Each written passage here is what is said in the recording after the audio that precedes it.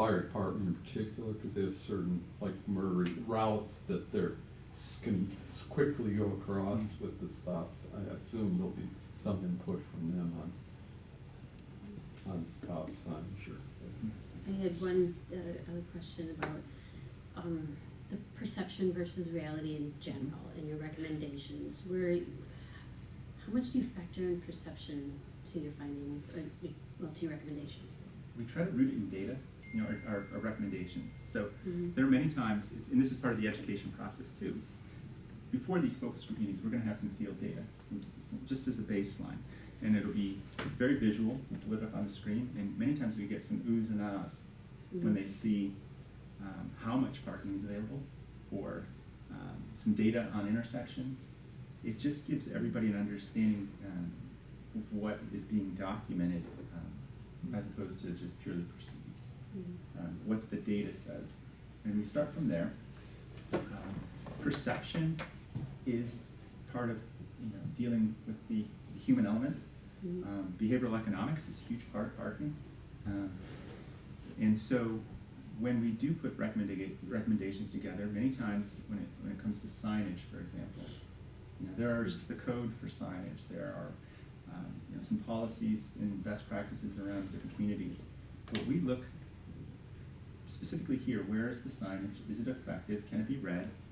An example, Holland, Michigan, beautiful community, just across the lake. They had just architecturally beautiful signage, extremely small font, very verbose, and it wasn't being followed. People still were confused. It wasn't meeting the objective, the signage. So we said, simplify. Keep the perimeter of the signage, the shape, everything fine, but you got to reduce the words. You got to increase the font. You got to be more clear, and that simple education tool there shifted perception. People were all of a sudden like, oh, we can park here. It always said they could, but they just didn't know. Some private lots that didn't have signs saying you could or you couldn't use that as a non-patron were supported by the city to put up signs saying after 5 parking is available in our lot. That signage improved perception. People all of a sudden said, there's a lot of parking. There's a lot of access.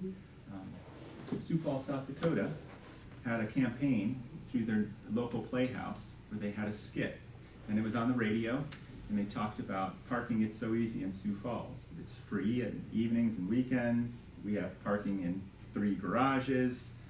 There's a beautiful view from the rooftop. And then they always wove in, exactly, but they wove in, why they were going downtown. To go to such and such a restaurant, or go to a performance, or go to meet friends at the coffee house. But they were talking about rebranding the downtown destination as it's an easy place to get to. And because the reality was the data was saying there's availability. The data was saying that traffic wasn't a problem, but there were perceptions that were starting to get momentum and spread that were incorrect, that didn't align with the data. So they felt that let's engage our local playhouse and see what we can do. And so when I went to meetings, people would kind of joke and say, you're here on time, and like, hey, parking, it was so easy. So obviously it developed that sticking, that ability to be retained, that people were starting to believe it. And another part of perception, and maybe this should be part of the town hall, is if we had a history of the incidences, both pet incidences, bike incidences, cars, traffic citations, moving, parking, moving or non-moving. Granted, we don't really enforce a lot of that as much as other places, but I think that's an awareness point for a lot of residents, is they don't realize how many pedestrian accidents there have been, for example. Yeah, and I'm sort of assuming that that's in your base data set. We're going to be getting that information. The reason why this gentleman is here is because Right. he's going to provide you with all that information. Okay. So yeah, that's the value of the group, right? So if you have specific questions that as we go along throughout the months, your question's not being answered, that's where you weigh in and say, oh, Bike Ped gets questions on this all the time, I still don't see it in here, how am I responding to this, right? Or the businesses need this, why isn't it in there? or we need data from the police department, right, or school district, right? So that is the value, I think, of this particular group, to make sure that we're getting what we're paying for, right? That we're getting something we can use and that we can all be comfortable with, so.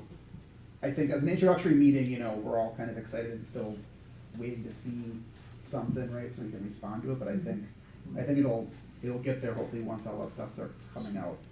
Absolutely, and enforcement is part of, one of the scope items to look at the enforcement of the current policies. And so getting that baseline data to understand where are the frequent areas where there's problems or higher citation rate. We'll get that information. You know, we were in Wauwatosa, not too far from here, and we realized that if there were some adjustments to on-street policy, the number of citations would go down, and the goal of those in charge in the community wasn't to issue citations. It was to see a reduction in citations, to see compliance, because the purpose of enforcement is to get people to follow the current regulations. The more citations they were issuing meant people were, cutting corners, were disregarding the policies. So we were working with them to find opportunities to align policy with desired objectives, and then create the infrastructure and that allowed for people to park legally. Yeah. And in this case, they didn't have tick marks and people were parking over driveways, and we simply delineated where to park, and people stopped parking the rear of their car or the front of the car over driveway entryways, and eliminated that problem, and tickets went away, largely for that citation, type of citation. Yeah. So we'll be looking at that level of detail. Procedural as well as, because you will find gaps in data, right? Yep. So the police department, to your point, doesn't effectively track near misses or concerns that are called in. No, understood. It's probably not the highest priority. Yeah, and those are the ones, those happen the most, right? The ones where someone jumps out of the way, or someone sees something. Or people don't report them themselves even. Right, someone else calls in on someone's behalf, and those are the ones that are concerning, because those are the chances we have to make improvements before something happens, and that won't come in the data, because they can't parse it like that. Yeah. And they should, so that we can make those informed decisions. This is the kind of the independent element of the analysis. We have an urban planner, and a traffic planner, behavioral economics person sitting on Oakland watching outside Metro Market, activity going on. We can start to see how this play is taking shape. What are some of the common problems, pinch points? Planters that are maybe too high, blocking line of sight. Not that we want to get rid of that stuff, but maybe there's a modification that can be made to improve, and that affects perception. Looking at the crosswalks, I know in Wauwatosa is a big deal. People were blowing those crosswalks when pedestrians have right of way. So they were trying to find ways to put in rumble strips. What do we do? They don't want the road to become this circus of slow down techniques, but they want to make sure that pedestrians are welcome and have a place in the downtown. So slowing down traffic was one of their goals, not to make it a freeway. And some of the traffic engineers, their measurement, their performance measurement is throughput. How quick can we get people through this town? And economic development folks are saying, and residents saying, no, this is a good place. Dwell, spend time. Spend your money. Yes. So there's, philosophical differences based on So hard your with profession. just competing interests all the time. Why can't they all just be aligned? Drive through. Can you confirm, when you started the data collection 3 weeks ago, were the elementary schools still in session? I know you said the high school was, but. Yes, I can verify that with that information. I mean, I don't have it in front of me right now, but I can get that What has little information. kids So there? that, That's what we were asking. yeah. I know that the high school was in session, so if the high school's Well, aligned the kids with. were too, but it's just, did you look at it? Yeah, and that's what, we had folks in the field, we have a lot of data, they're processing it right now. So I will just make sure that the areas that have been identified where the school is in a 2-3 block radius of the school is captured adequately. And then And even more, because the kids all walk, especially when it's nice out. Well, and this is the beauty of this process. not being so binary, like, we're done with this task, we're not gonna look at it again. If we see an opportunity to dig a little deeper into a problem area, that's where we're gonna get advice from this committee, saying, this is a hot issue that if we solve, it's gonna move the needle on the quality of life in this community. So let's address it. You may not be as concerned about, changing the hours you can park on Oakland or some of the major ones. Those ones are maybe pretty fixed and work well. So we're gonna invest our time into the areas that'll yield the most benefit. And if it's right around the schools, senior housing, commercial corridors, multi-unit housing, we're gonna focus on those issues. So, what was the reason for starting the study now? Was there a specific impetus to starting it now, or I'm curious? So it was selected as an initiative by the board in 2018, and they put money towards it. So I think, and maybe Trustee Maher can speak to it, I think it's the amount of questions that have been building up over the years. Okay, so they just build up Questions and Stop requests. sign requests, or no parking a block off the business district, or the metro market development and that impact on Lake the Drive, side, Lake yeah. Drive analysis, we looked at Wilson Drive.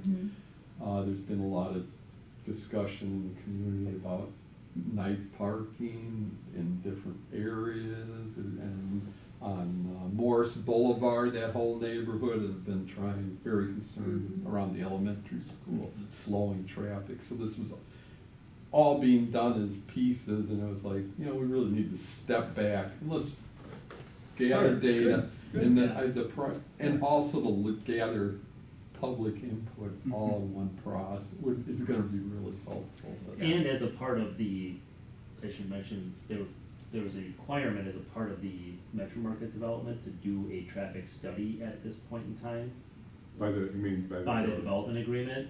So that is also part of what kicks this Specifically, right, off. yep. I mean, that's a small part of this overall Yeah. study, but Right. that was also a piece. But yes, of why just do an additional small thing when we have all these other areas that want to be doing it? So I think the board saw those building up and thought it was a good time to, Great, good. Yeah.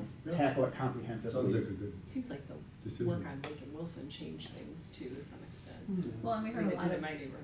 a community members who said, okay, we did a study here for this particular project, but I have concerns because I live a block over. Have you looked at that? And Mhm. so there's been increasing calls for a holistic perspective. So I think that covers goals and approaches. If there's any more questions, the next topic would be the specific format and presentation of the town hall next Wednesday. And I know that Phil had hoped to use our screen, but the technology is not compatible, it seems like. But Phil and Steve can go over what they're hoping to roll out at the town hall, and you can provide comment back and forth if need be. But it is for next Wednesday, so hopefully we are close to what we need at this point. So. The town hall, the first one, there'll be 3. Can I just ask, was that notice sent to every resident in Charlotte? Yeah, so there was a postcard sent to every resident and current business occupant. So there's over 7,000 postcards sent out for this particular one. We can't do that for every meeting, but we thought the first one, and Therese brought hers in. Mine came yesterday. We thought the first one was Yep, mine too. important enough that it should be out to everyone. So we've done that. Like I said, there's posters throughout town, the village manager's memos, Facebook posts, things like that. So our goal is that people get sick of seeing it, right? So it's all our jobs here to make sure that we talk it up. So yes, everyone did get invited specifically to it. Bike and Pet has been pushing it on our Facebook page too. Or we can send specific emails to all of I was our gonna say, tenants. if you have residential tenant lists, I can give you Oh, I can give you an electronic poster. Oh. You can email it out to them. Anyone who has contacts, like that's the purpose of this. Absolutely. So what we're aiming for with this initial town hall meeting, it's a fact finding. It's communicating what we are doing. We're going to spend the first 15-20 minutes communicating what the study's about. We'll have a large digital map up on a screen of the study area, and we will also have other visual tools to help communicate areas within downtown and the residential neighborhoods that may be of interest to the community. We're going to share for that 15-20 minute period about the project, and then we're going to open up. We have 4 stations. We have, and I don't have them off the top of my head and get the digital up here, but it's 4 stations, and there'll be large boards set up, and we'll have a team from our firm, from Walker there. Steve's going to be in attendance. I'll be in attendance. And we're going to man these areas, and we're going to do 10-minute sessions talking about residential parking, and people are going to be able to go around and put information on the board, communicate it with us. There'll be people documenting, what folks are saying and sharing, but there's going to be a written record as well as our observation and communication with them, and there'll be different sections. Residential is a standalone section. We have different corridors that include residential and commercial. And then we have a 4th board that is specifically on traffic and transportation.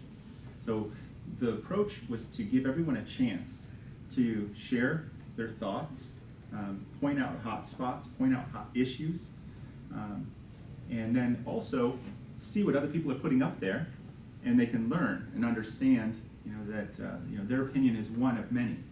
And maybe it aligns with several others, maybe it's a standalone, on the fringe anomaly, but it's going to be documented.